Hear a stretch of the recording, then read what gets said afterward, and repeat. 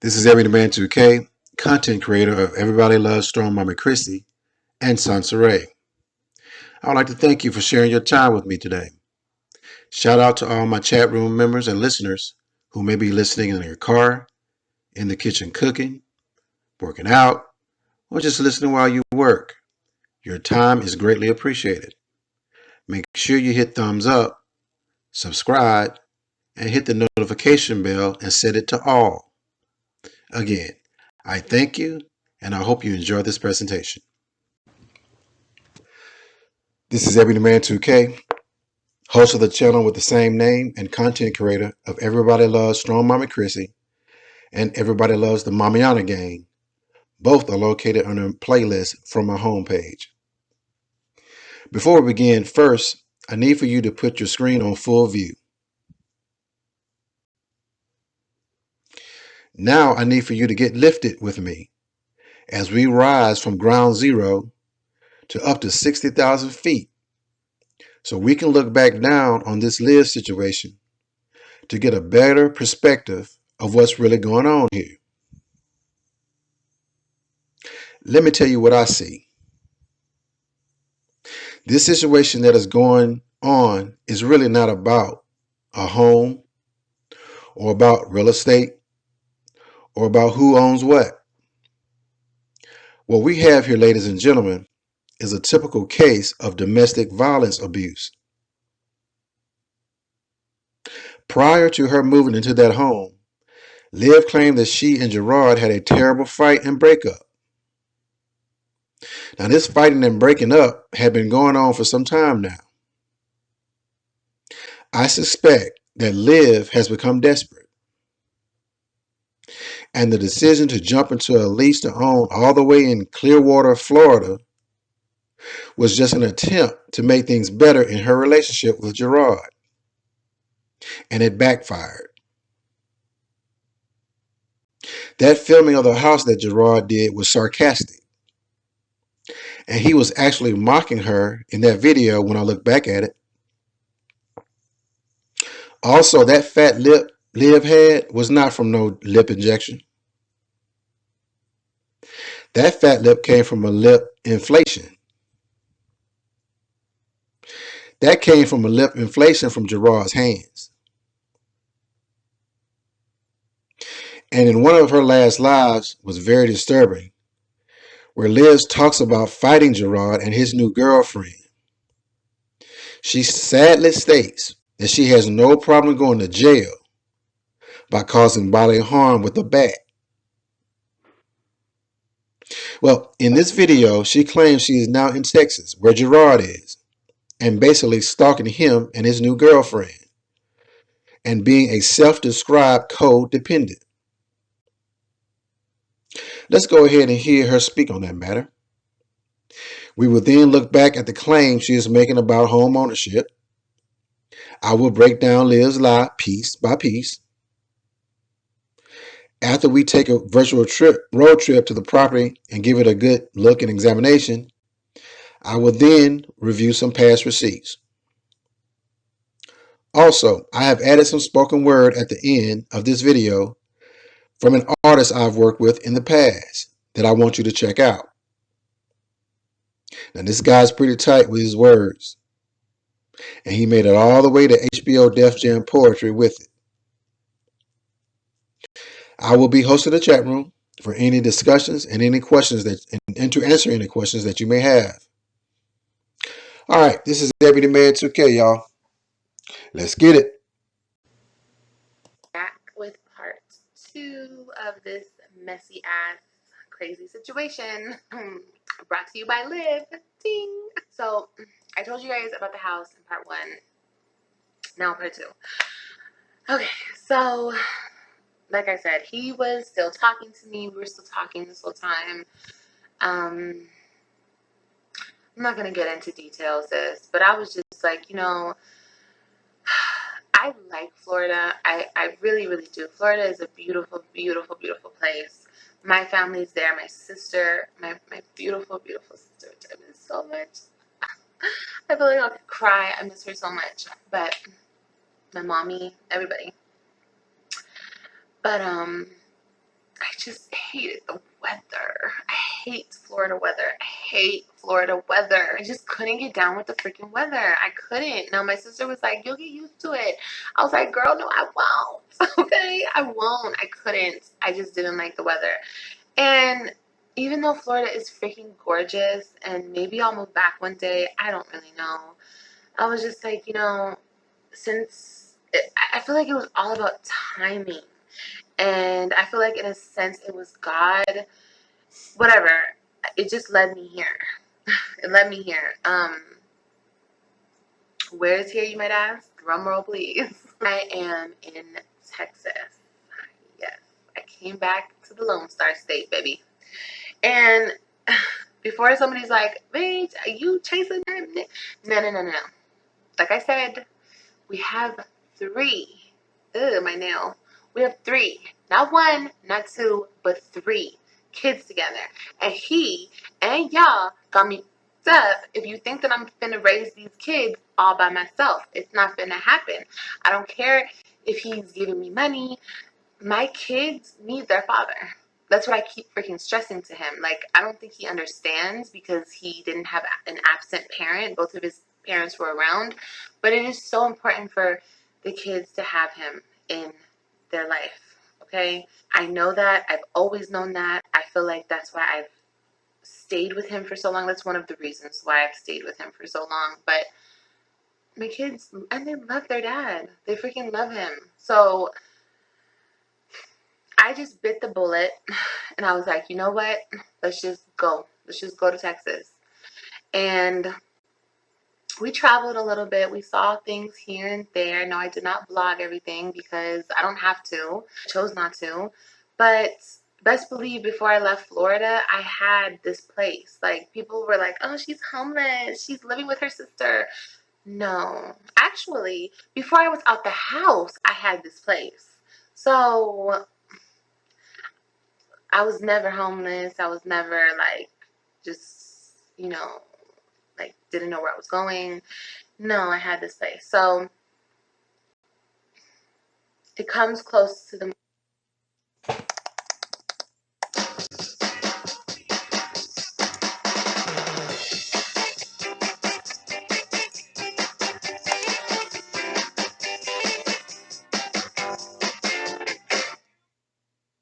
I did stay with my sister for a couple days.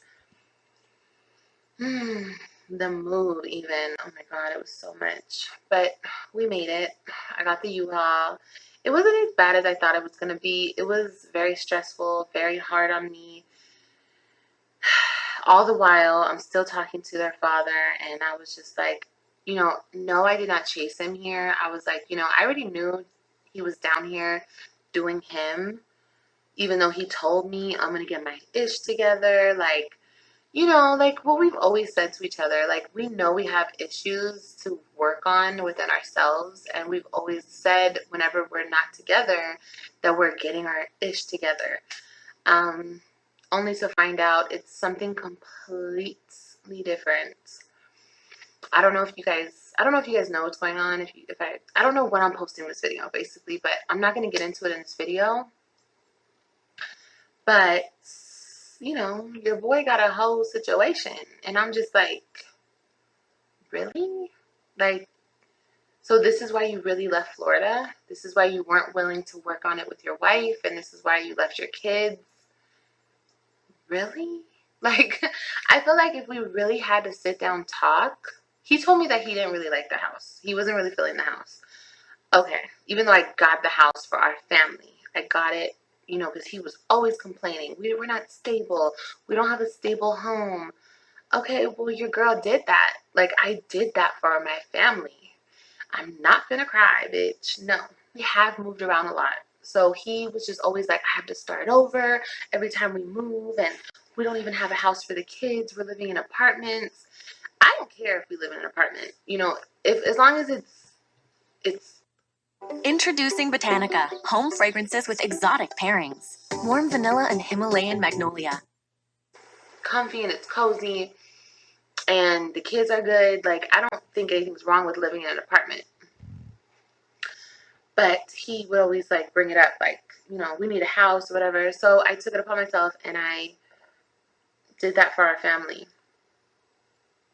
But he had a whole situation, not me not knowing, because he doesn't tell me anything, of course. Whatever. So I came to Texas, and now I found out about what's been going on, and I don't know. It is what it is. But I didn't come here. My main purpose was not coming here to be with him. Like, maybe I probably thought in the back of my mind, like, who knows? Like, it's kind of like, this is going to sound so corny, but you guys watch Friends? It's like Rachel and Ross, okay? Which I know, like, is nothing like us. We're way worse. But, Rachel and Ross had gone through so much, just like we have. But it's like, you just always hoped they would end up together. That was kind of like us. Like, I always hoped we would end up together because regardless of how stupid he is or how immature he is or the stupid shit that he thinks and does, I still got a lot of love for him. You know what I mean? I still do. And maybe I always will. But I know now for sure, like, he so far crossed the line with this whole thing that he's doing that I'm done. I have to be done because it's ridiculous, girl. Like, I already feel like this man has aged me. He has stressed me out to no limits. And I'm just done. I'm just done. And he's done too, obviously. Even though he's so confused in his head. One day he's done, one day he's not. It's like, bro, he just needs to work on him, and he can do that over there. He can do that over there. Let somebody else deal with you and take care of you. And who says, let me tell you, girl, the narcissistic tendencies and the codependent ways were like this. Like, we were just right here. You feel me? But I'm done. Like, I'm done. I know what I have to work on within myself. This is gonna make me cry because I'm figuring out now. You know what season it is? Bathing suit season? No, handsome twin season. Handsome twins in bathing suit season. No. That I am extremely codependent. And I guess a part of me, I mean, I didn't even really know what that was before I started looking into all this stuff. But I am codependent, and I feel like that's why and he's very narcissistic. So it goes hand in hand. And you should even see, like, the whole situation he's in now is the same exact thing. The codependency is up here, and it just makes sense. It makes sense why it's happening the way that it's happening. So it's fine. Like, I've already come to realization, and it hurts. I'm not going to say it doesn't hurt because it's very hurtful. Even though I keep saying this, like, we've had a lot of ups and downs, a lot of downs mostly. I don't know, like, I just felt like he was gonna really always love me, or I don't know, you guys. It's so crazy. It's so crazy. And it's most likely, I think it really truly is. It's a blessing. Because when we were in Florida, I did break up with Gerard. You guys don't know this, but I broke up with him first. I broke up with him when we were still in that apartment. He was very hurt. He was wanting to work out the relationship, and I didn't want to, like, because I wasn't really happy. And could we have fixed it? Probably. We probably could have went to counseling if we actually really put the work in and fixed it, but we didn't. So we had made up along the way, and we decided to both move into the house together. Girl, let him tell it. He was just moving into the house to make me happy. I was like, bro, like, that's another thing. Like, he can't just, like, be 100%. He can't just keep it real with me. Like, girl. But anyway, like I said, my kids are all that I care about right now. And my kids have been through so much with us and our BS. I don't want to put them through that anymore. Like, I seriously, seriously don't. And if that means that I can't talk to him, if that means that I can't see him, or I can't be around him for however long it takes, then that's just what it has to be. But that doesn't mean that my kids have to suffer. My kids can still see him. You know, we can work out a way. You know, I talked to his sisters. We can work out a way where the kids can go with him, and because we were trying to do it, like, he would come Crafting lasting fragrances begins in nature. Airwick scented oils are here and watch the kids, and girl, that didn't work. So I kind of feel like also I don't trust myself. I don't trust myself around him because it's like we're a magnet or something. It's the craziest thing. It's the craziest, craziest thing. So no, I don't even trust myself around him. And like I said, he has a whole situation. He needs to figure out his own life and do that over there. You know, he is a father first, I hope. And I hope that he just gets his shit together and realizes how important it is for him to be in his kid's life, you know, because it is. It's the most important thing at this point. Forget us. You know, I want to work on me, and he definitely needs to work on him. And, you know, I just hope and pray. And it's not like, I'm going to say this, but it's not like I need a man, because, girl, I don't need a man, okay? I'm good. You know, I felt like I needed him, but I don't need him. I don't need anybody. Like, I'm good. I do all of this myself. So I'm okay. I want to get my divorce and, you know, soon after, you know, just start dating and stuff. Like, I'm excited for that. I'm scared. Actually, I'm really scared to date, but I'm also excited. But yeah, guys, that's where I'm at. I'm in Tejas, okay? Tejas, whatever the hell you call it, Texas. Shit. Y'all don't need to know the specifics, okay? But I think people were saying I was scared to come back to Texas. I think that's what I heard. No.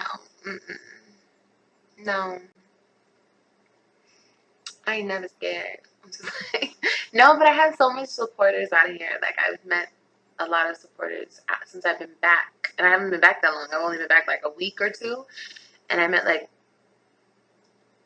I want to say 10 people, but I don't think it's been exactly 10, but it's been 8 or 10 people.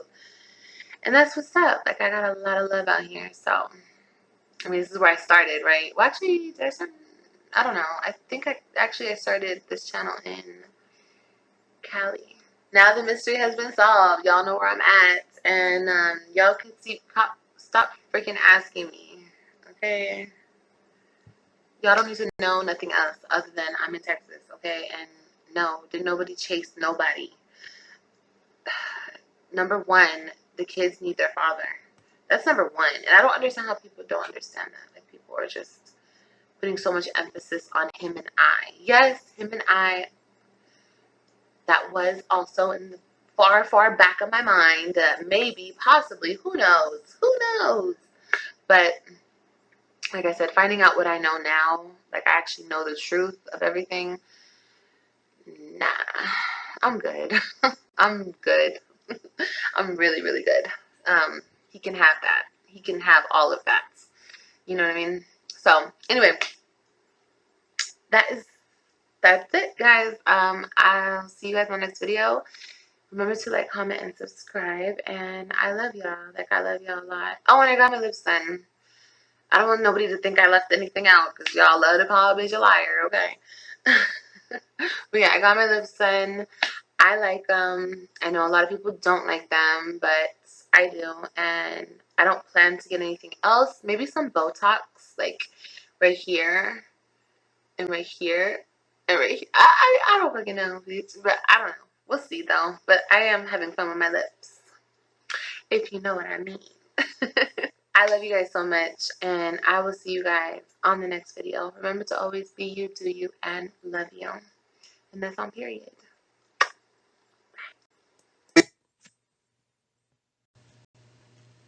There's a lot that has been said. So as you guys know, I've recently moved out of the house that I had purchased. I'm gonna keep saying that. Like, I don't care what you guys say, I'm gonna keep saying purchase because I'm gonna get into that in a minute. But as you guys know, there's a lot being said about me on these YouTube streets.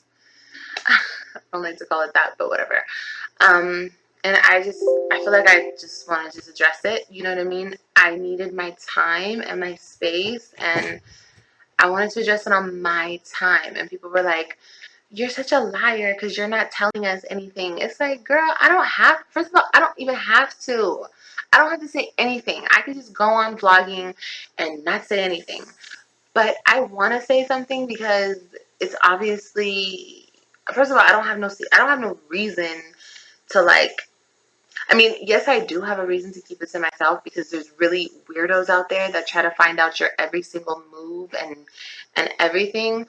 But other than that, like, I don't want people to think I'm scared because a bitch ain't never scared.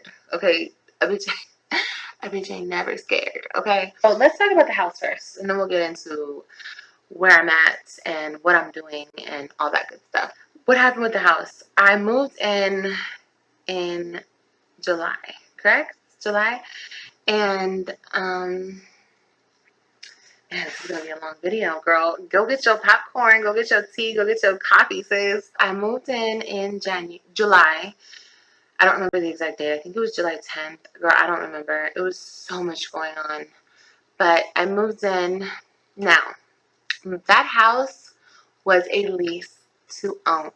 Okay? I don't care what nobody says. People are going to be like, oh my gosh, she was renting. No, bitch. I was leasing to own that mother. Okay? The reason why I'm so adamant on saying own, because I put $13,000 down on it. Now, I don't know about y'all, but I'm not putting $13,000 down just to be cute with it and just to be like, oh, we gonna stay here. I'm gonna lease this and then I'm gonna be out. No, no, no. No, no, no, no. That was gonna be my home. That was gonna be my home until I could actually, you know, lease to own something else or buy, just right out buy something else. But I started working with this program where it was a lease to own program, and they were going to help you build your credit. Because, you know, my credit wasn't, it was enough to buy it, but I wouldn't have gotten the interest rate that I wanted off the house. Girl, it's a lot. But anyway, that's why I am so adamant on saying I bought that house, because I put $13K down that I had saved. I had worked my ass off for it. If I was just going to rent, sis, I would just go rent. Like, I could, you know, it would have been something completely different. I wasn't lying. I just didn't have to say, this is my lease to own house. No, this is my house. Like, if I'm going to be in this, I'm going to do it, and I'm going to keep this mother, okay? And I'm going to, and not even. California Document Preparers. Amicable divorce in 6 easy steps. If you can agree on division of property and a parenting plan, we can save you a lot of money. 1. It was a 3-year lease term. Girl, I wasn't even going to wait 3 years. I was just going to wait, I was going to wait a year because my credit is, you know, not that shabby. And then I was going to just all in purchase it, put in all the paperwork, and just write out, own the house. So anyway, that was the whole thing with that. When I moved into that house, it's not that I couldn't afford it. Yes, I paid $2,000 a month for that house. And it's not that I could not afford it. Because as you know, my husband left the state. We had gotten into it. It was just a lot going on. And I'm not even going to get into that right now. But he ended up leaving and going back to Texas. Okay, fine. I did actually then realize, though, that it was like, it's a lot of maintenance. Because another thing, if you're actually renting a place, the the company that owns it or whatever will fix everything, right? But no. I was responsible for all the fixes, the lawn, the pool, the everything. And it was a lot. It was a lot for me once he had left. So I don't want to say like I needed him to keep the place, because I could have worked my butt off, grinded, and stayed in that house if I wanted to. But I was just like, here it is. Here's what happened. A week in from having the house, something was wrong with the pipes in the kitchen. Now, mind you, when I had, showed you guys the house tour, everything was new. Like, they had a new roof, a new AC unit, new tiles. They just remodeled that whole house. So the fact that there was like a huge leak in my kitchen, I was like, I didn't vlog any of this because I already knew how people were going to try to eat it up and talk shit. And it's like, and like I said, a lot of things I do keep off of YouTube. Okay, people don't think I do, but I do, sis. Trust me. So the pipe in the kitchen broke. Girl, it was a whole thing. It was like a whole week to 2 week thing. They had to rip up the cabinets, and girl, they had to just they had to change the pipes in the kitchen, put all the cabinets back. It was a lot. And at the same time, my marriage was falling apart. And it was a lot on me. Like, wow. I look back on it now and it's like, Senator Jones said he'll try to stop President Trump's Supreme Court nominee. Tell him to confirm Judge Barrett.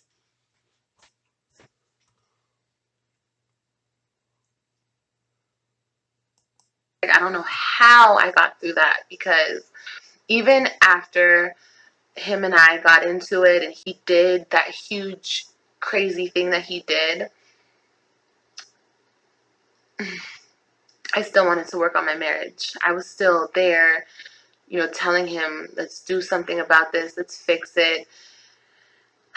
And listen, I know people are going to talk a lot of ish about me, that whatever you guys are going to say, but I will always say this, probably to the day I die, because I'll probably be telling my kids this too, that I have loved him since forever. And yes, he makes bad decisions. We're going to get to that. Yes, he has his flaws and he's not always a good person and he doesn't treat me good at all.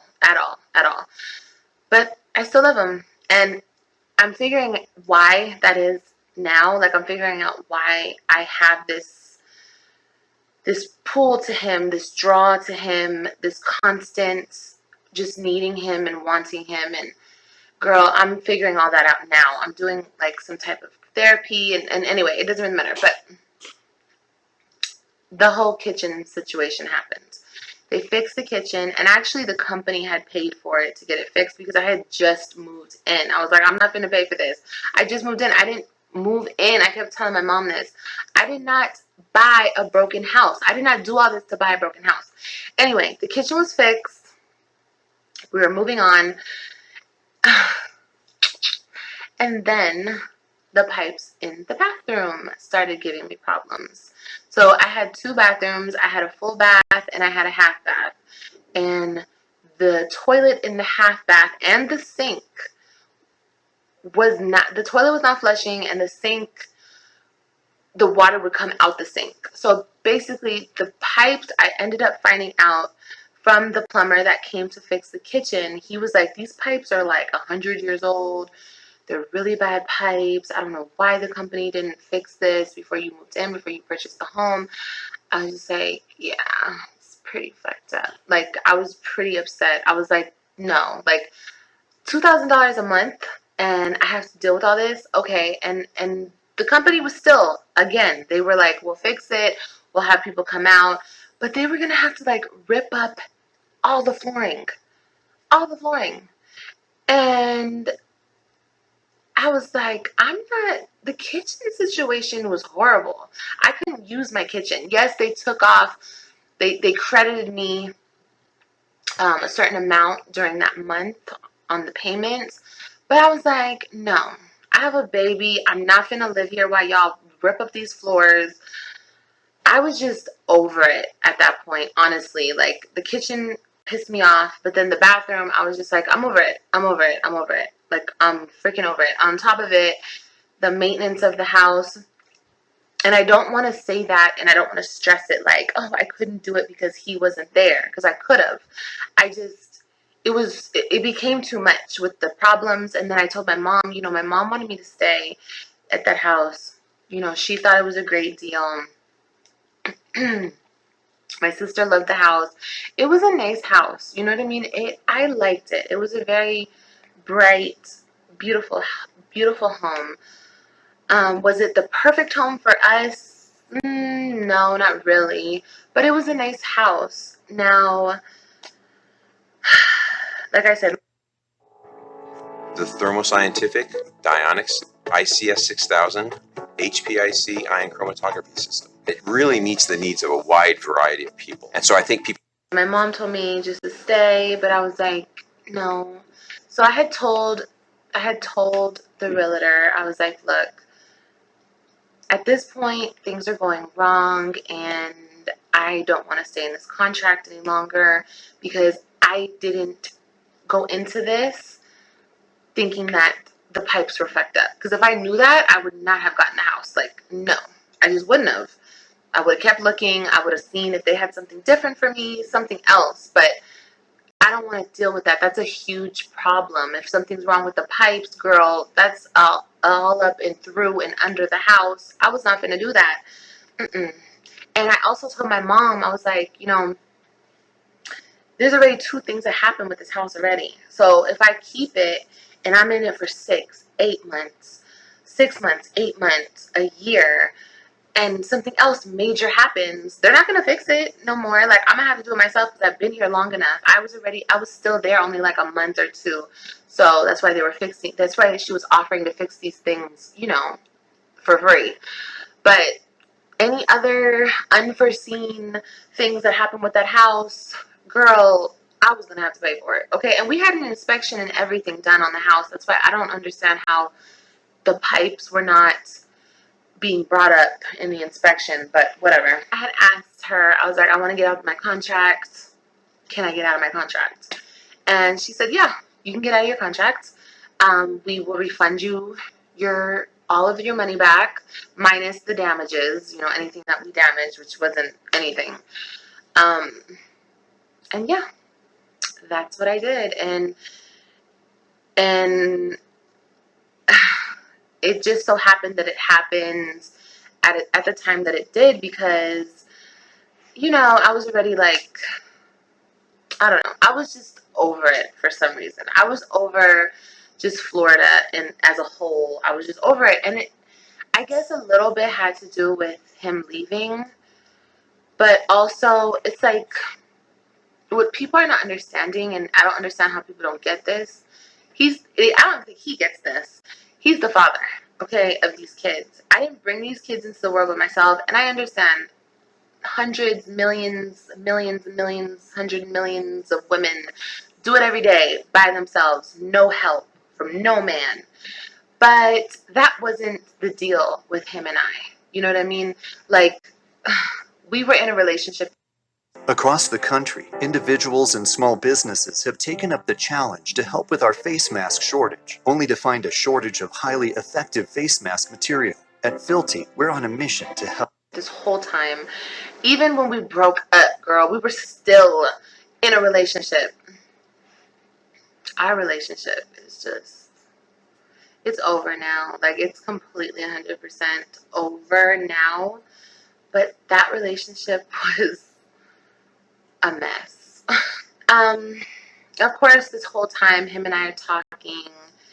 He's, still leading me on, as he always does. Always does. And I was like, you guys ready? You ready for the bomb? You ready for the bomb? I guess I'll tell you guys where I'm at. But that will be in part 2. So make sure you guys stay tuned to part 2 because I don't want to make this video be 40 minutes long. But yeah, that's what happened with the house. And I guess part 2 will be the rest of the story. Thank you guys for watching. and I'll see you on the next one. Well, all right. This live breakdown is going to be easy. Olivia, baby, it is obvious that you do not know nothing about home ownership. When you purchase a home, it is documented with a proof of purchase in the form of a deed that transfers ownership from the previous owner to the new owner with an exact amount and a date. And that document is registered by the county that you live in for property tax purposes. Livia, you have not provided that because you do not have that, because you do not own the home. Now, I understand that you put down a down payment of $13,000 to begin the process, but that does not mean you own a home. No, you just started the process, but you did not finish the process by securing the funding amount from the bank. So you just lost $13,000. See, you trying to be slick by acting like we don't see this big ass pink elephant in the room. Now you can act like you bought a home, Olivia, but there's too much documented public records that say otherwise. Furthermore, you talked about getting your money back because of property issues, and they were okay with that. Well, if you got the down payment back, then how will you still own the home? I mean, which lie are you going to tell, Olivia? You know what? I'm going to go ahead and tell you which lie you're going to tell. The money you got back from the landlord was not the down payment. The money you got back was the security deposit of the $2,000 that rightfully allowed for you to get out of the lease portion of the agreement. But you did not get no $13,000 down payment back, Ben. You did not get no $13,000 down payment back, Ben. You didn't get it because you didn't secure the funding all the way, because you inflated your income that included your rod. That's right. Gotcha, bitch. You ain't got no $13,000 back because you did not secure the funding, because you had bogus income. That's what happened. And you might as well just chalk that up to the game.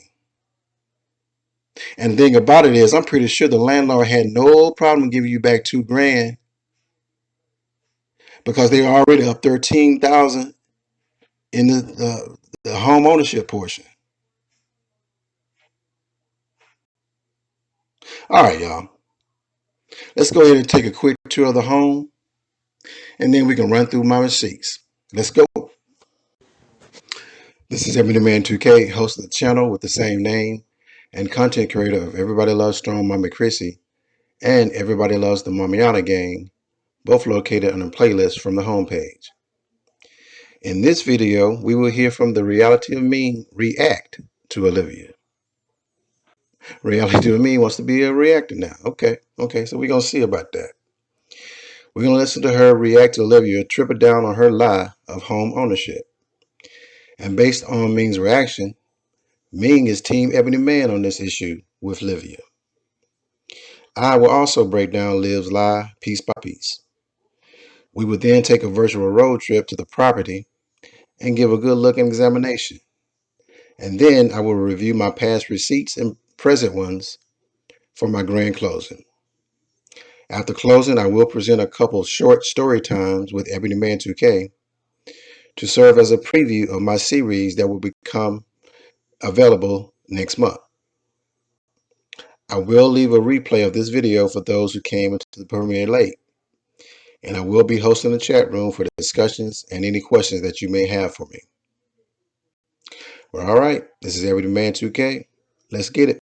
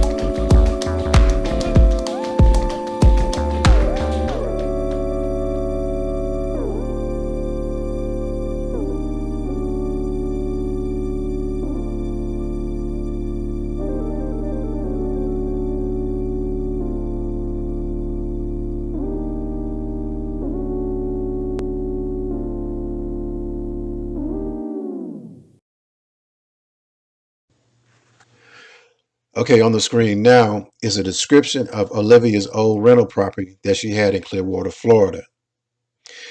The rental listing amount is $1,995 a month, and it's a 3-bedroom, 1.5 bath at 1,300 square feet. The program she was in was a lease to own. The program allows a home buyer up to 36 months to qualify for a loan. All the while, they get to live in the home, and it is 100% of the down payment goes toward the purchase price.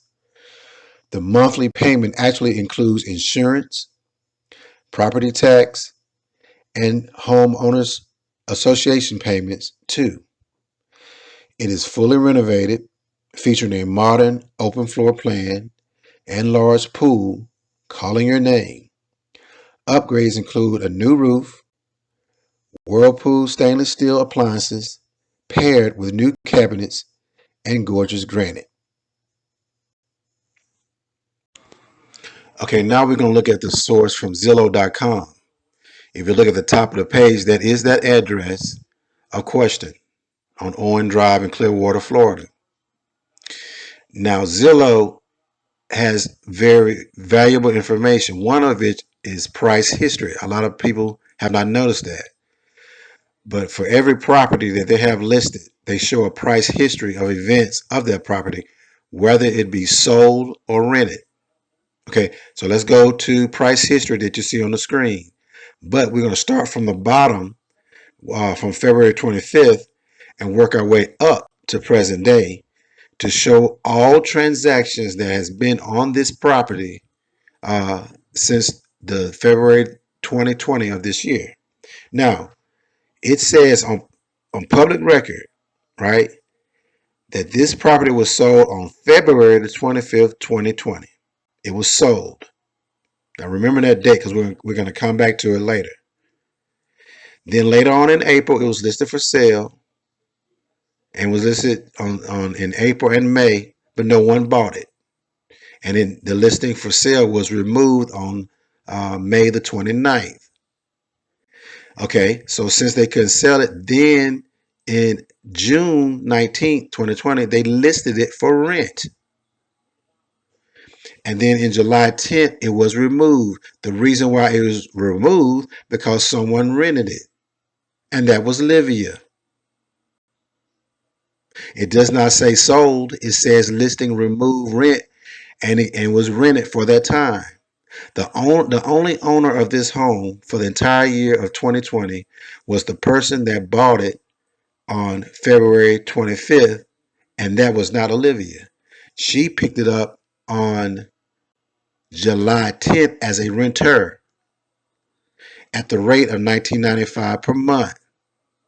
And then it even shows even more current date where it's listed again. She has moved out. She moved out around September 15th or so. Well, probably a little bit earlier because it was actually listed for rent on the 15th. So she probably moved out near probably the first of the month. So as you can see, this is a detailed listing, if you will, of the price history of this property for the most part of 2020. There is no listing or documentation that Olivia gained any type of ownership. The only ownership that the only sole listing that it has was on February the 25th, 2020, at the very beginning of the year. And then from that point going forward, it was all rental, all rental, all rental. Olivia picked it up in July and she left it in September. Now, I say remember this February 25th date because we're going to come back to it a little bit later. Okay, guys, remember I told you, remember that February date 2020? And when it said that that was the only date of sale for the year of 2020? Okay, well, here's the documentation for that. This is the warrant deed that was executed on the 21st of February 2020 from Wanda Weddington, who was the owner at the time, to a company. And that company is called Bay Capital Holdings, LLC. They are the ones that bought that house from the individual on February 2020. and they bought it for $179,000. Again, the owner of that house right now that bought it on February 2020 is Bay Capital Holdings, LLC. It is not Olivia. Okay? They bought it in February and was owning it for the rest of the year. And then later on that year, around May or so, they put it up for rent. And later on in the summer is when Olivia picked it up as a renter.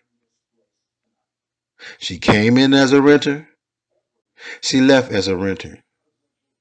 There was no sales transaction between Bay Capital Holdings, LLC, that bought it in February 2020 to Olivia. There's no sales transaction. No ma'am, no sir. The only thing Bay Capital Holdings offered to Olivia was a rental agreement. Now, it may have been some mix of rental or rent to own, but at no point did Olivia have any ownership of that home. Now, I think what happened is she probably agreed to some type of rent to own with a down payment of $13,000. And I hope she got that $13,000 back. Because if not, then all they did was took her lunch money. They saw her coming down from Texas, down I-10, and said, yeah, we got us one. And I think her anxiety right now is that $13,000 may be tied up to some type of agreement that she had with these guys. And that's why she wants somebody to come in and buy the home that can break her out of this agreement that she has. I got a feeling she got $13,000 tied up. Because it's my understanding that once you get into agreement like that in terms of a rent to own, you got to go through some type of period where you got to be in good faith and trying to find some type of funding for the home.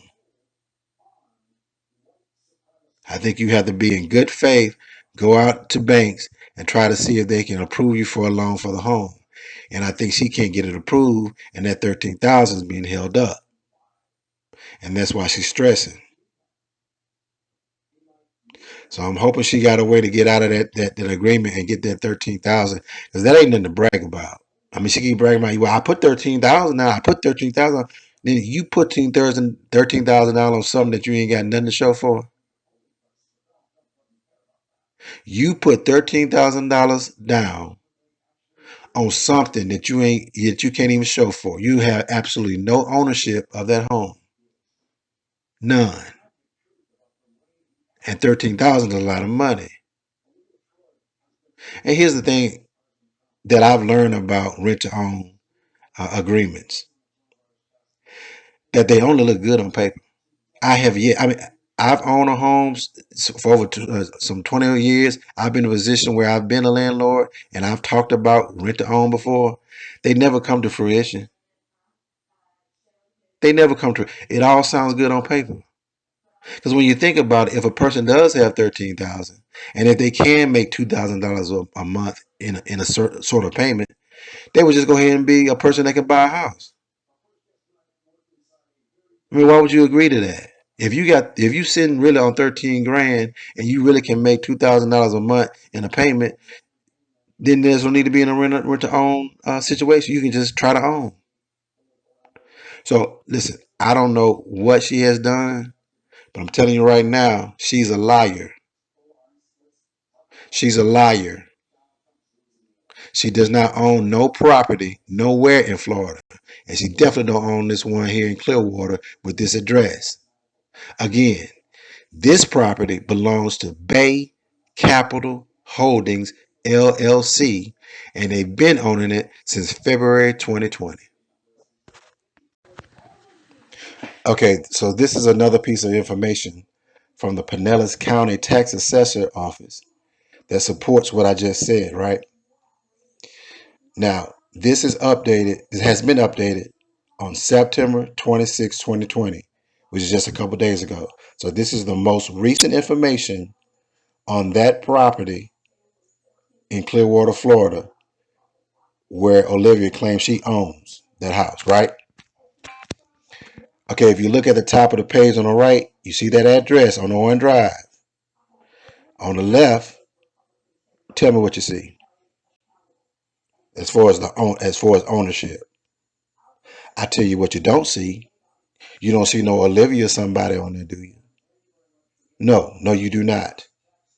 Again, the owner of that home as of September 26th is Bay Capital Holdings LLC, located in Tampa. That's their office. But they own that property on Owen Drive in Clearwater, Florida. And this matches up with that deed that you just saw earlier that was executed on February 2020. And it also coincides with Zillow.com, where it says it was sold in February 2020. So again, every piece of information I have provided you today matches up. And in closing, I want to be clear. In February 2020, this property on Owen Drive in Clearwater, Florida, was bought by Bay Capital Holdings LLC. Then it was listed for rent, and Olivia picked it up as a renter. And there is some ambiguity in terms of what type of rental agreement she had, because it could have included a rent-to-own. But she has never owned it. She has never owned it. So wherever $13,000 she put down, it has been for naught. She has nothing to show for it. And I think that's where the embarrassment really lies. Instead of just saying I might have blown $13,000, she's gonna say, no, I did use $13,000, but now I own the home. No, ma'am, no, sir. No, you do not. Because I got 3 pieces of information here from legitimate sources that say otherwise. This is Ebony Man 2K. This is Freaknik 1994 at Piedmont Park, Atlanta. My toes are pedicured in Timberland sandals. I am poloed down with polo Bermuda shorts, polo t-shirt, polo cap, and a hoop earring in my left ear. Now, even though I'm poloed down, I'm wearing heel-figure cologne. Because for whatever reason, that heel-figure cologne emanating off my chest and off my shoulders is that candy. It's that lick. Now, I just met the girl to the left of me. She is a senior at Spelman, and she want to know how many licks does it take to get to the center of a Tootsie Pop. I tell her 30. She say I'll give you 50. Ladies and gentlemen, I am anxious to give you the rest of this story and more about Freaknik and dating in Atlanta in my series Storytime with Ebony Man 2K. But as I mentioned in previous videos, as I step up my game, I ask that you step up yours. My donations right now are not bad. The same people are donating modestly, and I appreciate their support morally, spiritually, and financially. But now it's time for you to step up and join the fold. Whenever you get to a comfortable spot with me and your finances, I ask that you consider donating to support me in my efforts with this channel. I have already created an entertaining collection of videos on Sansa Ray, Strong Mama Chrissy, the Mamiana Gang, the Viper Pit, and Good Vibes Only music sessions. You can go to my playlist right now to see I ain't lying. And if I add story times with 2K, it will require additional production costs with the sorting and management of hundreds of media files. And let's be clear now. My stories are valuable. I have landed deals after sharing my stories with clients. I have been the talk of dinner parties with my stories. And I have kikied my way with some high caliber women with my story times. If I start these story times, you will not get enough of Ebony Man 2K. Now, I will leave you with my Cash App and PayPal handles later on in this video. The links to my PayPal and Cash App are in the description box below and at the top of the comment section. You can also super chat me if you choose to do so. And soon, I will be offering a membership option through Google Pay. All right, folks, let's get to what we came in for. I will add replays for those who came in the premiere late. And I will be available in the chat room for those who have any questions or just want to chop it up with me and others. All right, let's go. When I lived in Atlanta, I created and hosted an open mic that featured spoken word artists and poets. One of my favorite artists was a guy by the name of Tommy Bottoms. I related to him because, like me, he was an educated brother, but had street game. But more importantly, he always questioned the system, and he spoke truth to power in his material. I came across his YouTube channel that seems to be dormant, but I wanted to share with you a couple of his audio clips that are profound, even though he spoke them over a decade ago. One performance talks about the manipulation of the judicial system in regards to crime. And in recognition of Juneteenth, the other one talks about slavery and the parallels of the prison industrial complex. Tommy Bottoms, if you're out there listening, consider this to be a show of appreciation of your work. Peace, bro. 9 to 5 grind just be weighing heavy on my mind. Cause see, them 2 15-minute breaks and the half-hour lunches don't be enough. So when I go home, I'll be ready to relax my dome and unwind and let my mind release by burning some green trees wrapped in a brown leaf. So on my way home to the crib, I hit the weed spot, give me a $20 bag of that gunfire, and hit the liquor store, get a box of Phillies and 2 tall cans of Budweiser. Now one day I'm sitting at the crib smoking a spliff, sipping my brews, and I happen to be flipping past the Embassy Nightly News, and I see this police chief giving some speech about he setting up some crime task force committee to help crack down on crime in the city, and at the end of his little soliloquy, he had the nerve to say that he wanted to send a message out to the people that crime don't pay. Now that's a bunch of bullshit. Because not only is it cliche to say that crime don't pay, but that's like a 400-pound fat man trying to jump a fence. It just doesn't make sense. See, crime is big business. Just look how many people who are employed by the judicial system. From the COs, to the POs, to the prosecuting attorneys, to the bailiffs who guard the juries, the courtroom stenographer, the crime scene photographer, the 911 dispatcher, the file clerks, the phone tappers, and can't forget about the forensic science to do the lab test, the people who manufacture the bulletproof vest, the ATF, the FBI, and the DEA. And if crime would have stopped tomorrow, all these people would be out of work the very next day. See, crime is just as important to the economy as any other commodity. See, when the crime rate does go down, how often does the police department lay off some of his officers? See, since crime is big business, they just get the politicians to create more laws to create more criminals. So they come up with some little slick shit like a seatbelt law with a cute catchphrase like click or the ticket and claim they want to save lives. But the truth is, they just want to get off on the nigga business, see what he's doing off in his ride. You know, hopefully they catch him riding dirty with some weed, stashed in seats, around with a suspended license, doing a little drinking and driving. But if you really want to cut down on drinking and driving, then why isn't it required that you have to take a breathalyzer before you leave the bar or the club? Because see, they'd rather for you to get off in the streets and have to deal with the police, and that's how they maintain their job security. And these correctional facilities turning niggas into modern-day slaves, they paying them way below the minimum wage. So they pay a prisoner 15 cents an hour to press out your license plates. But when you go to the DMV, it costs you $200 or $300 for them exact same license plates. So don't tell me that crime don't pay, because every other day they shut down for school because of city budget cuts. But when was the last time you heard of a prison going bankrupt? Then they got these fucked up cocaine laws where they give you 2 years for powder, 10 years for rock. But the truth is they don't ever want to see the dope game stop. Because see, a drug is a drug, whether it's crack or Prozac. They got these little children addicted to Ritalin, but you never see no pharmaceutical company being portrayed as no villain. I mean, what if they made all the legal drugs illegal?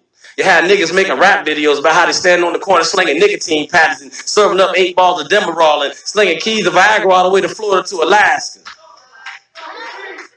But see, that's never going to happen.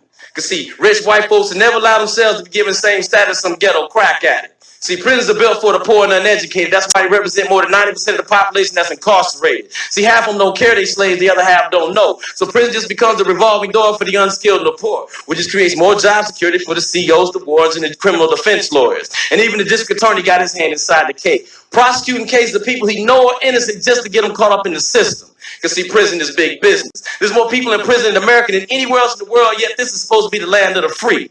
See, can't nobody tell me that crime don't pay. I mean, what if you're a criminal defense lawyer, you make 6 figures a year, do you really want to see crime go away? Hell no. You'd rather see people living in poverty because poverty breeds crime. The more crime means the bigger the house, the bigger the boat, and the better the Rolex watch. And while the kids get to go off to college, poor kids go off to the school of hard knocks. Now, I'm all about peace, but fuck the police, and especially chief police, and this bullshit speech about how crime don't pay. Because pretty soon there won't be nobody left to lock up, then what? You just left with a fucked up nation, the police all patrolling one big plantation, everybody just sitting around waiting for another Emancipation Proclamation like it's 1863.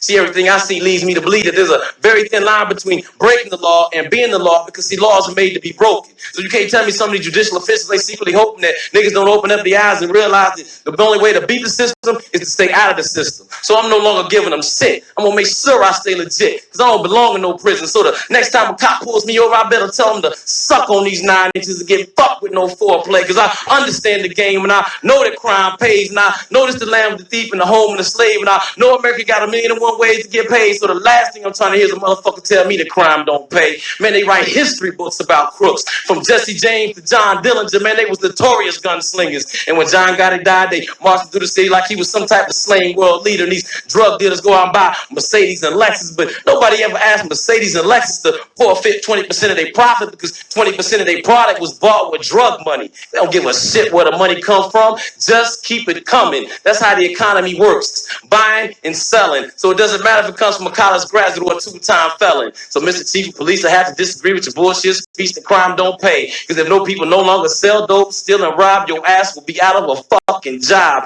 And I bet you change what you got to say, because you already know that crime definitely pays. Peace on that, y'all.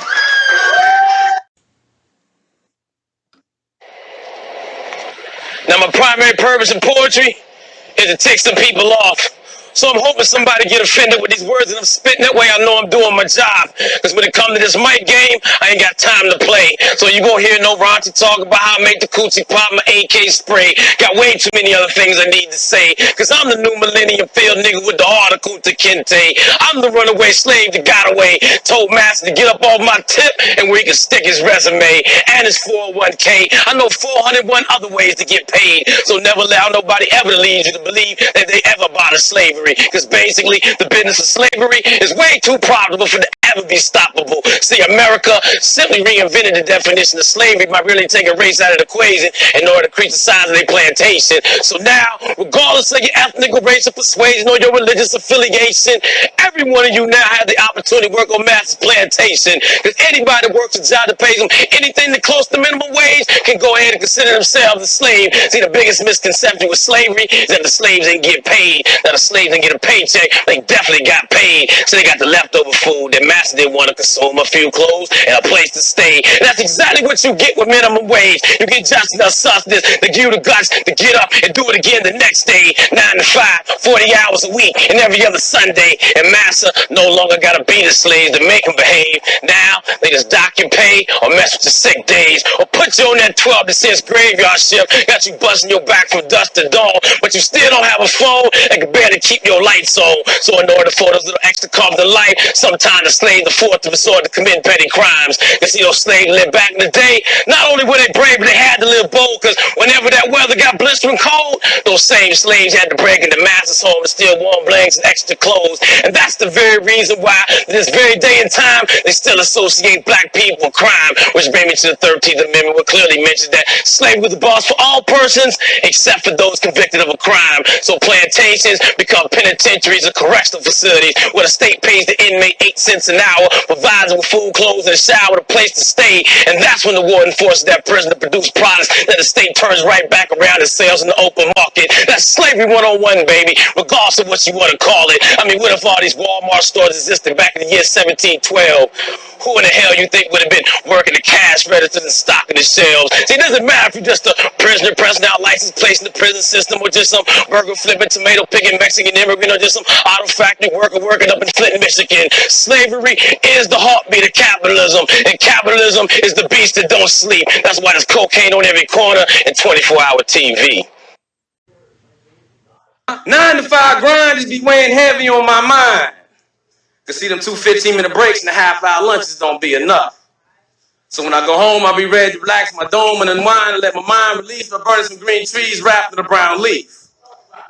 So on my way home to the crib, I hit the weed spot, give me a $20 bag of that gunfire, and hit the liquor store, get a box of Phillies and 2 tall cans of Budweiser.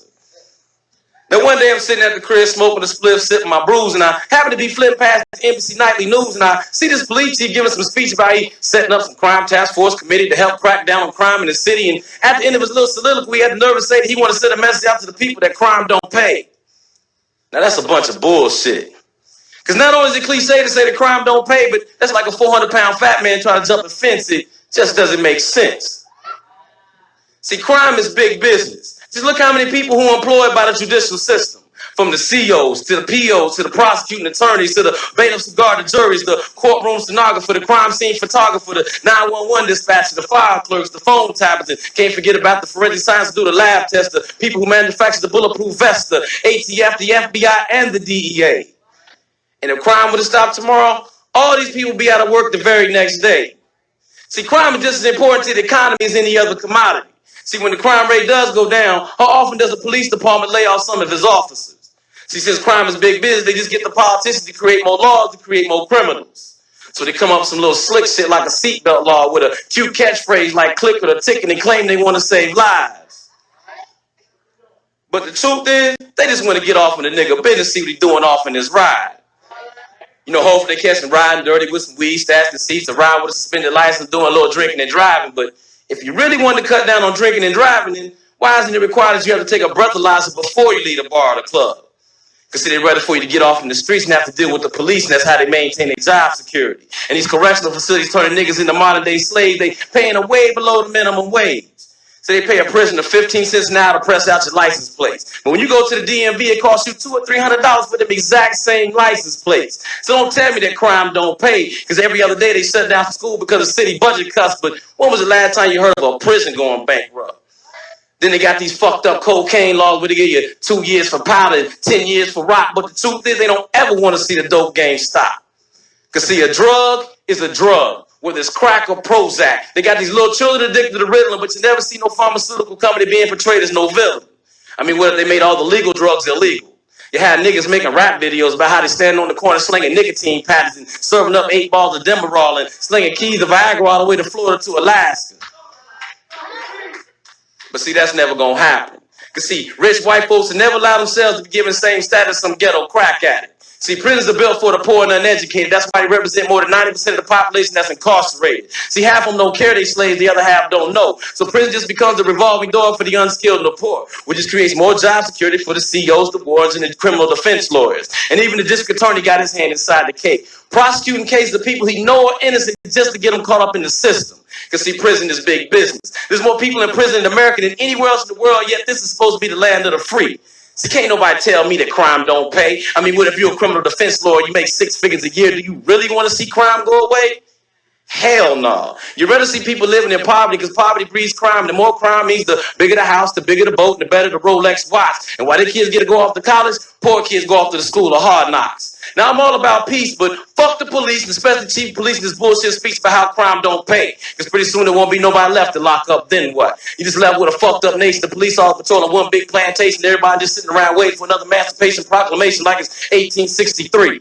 See, everything I see leads me to believe that there's a very thin line between breaking the law and being the law, because see, laws are made to be broken. So you can't tell me some of these judicial officials, they secretly hoping that niggas don't open up their eyes and realize that the only way to beat the system is to stay out of the system. So I'm no longer giving them shit. I'm gonna make sure I stay legit, because I don't belong in no prison. So the next time a cop pulls me over, I better tell him to suck on these 9 inches and get fucked with no foreplay, because I understand the game and I know that crime pays, and I know this the land of the thief and the home and the slave, and I know America got 1,000,001 of ways to get paid. So the last thing I'm trying to hear is a motherfucker tell me that crime don't pay. Man, they write history books about crooks. From Jesse James to John Dillinger, man, they was notorious gunslingers. And when John Gotti died, they marched through the city like he was some type of slain world leader. And these drug dealers go out and buy Mercedes and Lexus, but nobody ever asked Mercedes and Lexus to forfeit 20% of their profit because 20% of their product was bought with drug money. They don't give a shit where the money comes from. Just keep it coming. That's how the economy works. Buying and selling. So it doesn't matter if it comes from a college graduate or a two-time felon. So Mr. Chief of Police, I have to disagree with your bullshit speech that crime don't pay. Because if no people no longer sell dope, steal and rob, your ass will be out of a fucking job. And I'll bet you change what you got to say because you already know that crime definitely pays. Peace on that, y'all.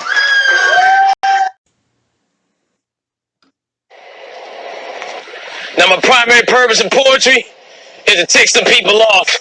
So I'm hoping somebody get offended with these words that I'm spitting. That way I know I'm doing my job. Because when it comes to this mic game, I ain't got time to play. So you gonna hear no raunchy talk about how I make the coochie pop, my AK spray. Got way too many other things I need to say. Because I'm the new millennium field nigga with the article to Kente.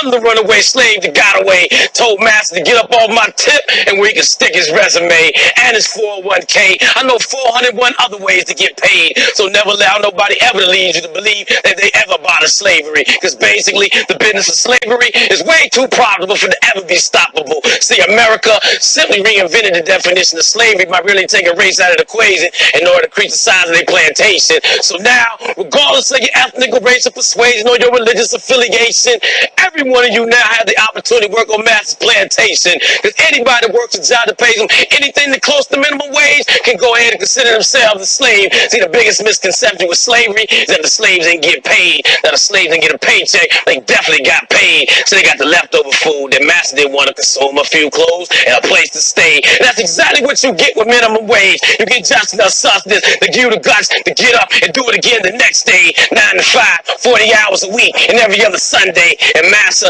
no longer got to beat the slaves to make them behave. Now they just dock your pay or mess with your sick days or put you on that 12 to 6 graveyard shift. Got you busting your back from dusk to dawn, but you still don't have a phone that can barely keep your lights on. So in order for those little extra crumbs of life, sometimes the slaves are forced to resort to commit petty crimes. You see, those slaves lived back in the day, not only were they brave, but they had to live bold, because whenever that weather got blistering cold, those same slaves had to break into master's home and steal warm blankets and extra clothes. And that's the very reason why, this very day and time, they still associate black people with crime, which brings me to the 13th Amendment, which clearly mentions that slavery was the boss for all persons except for those convicted of a crime. So plantations become penitentiaries or correctional facilities where the state pays the inmate 8 cents an hour, provides them with food, clothes, and a shower, a place to stay. And that's when the warden forces that prison to produce products that the state turns right back around and sells in the open market. That's slavery 101, baby, regardless of what you want to call it. I mean, what if all these Walmart stores existed back in the year 1712?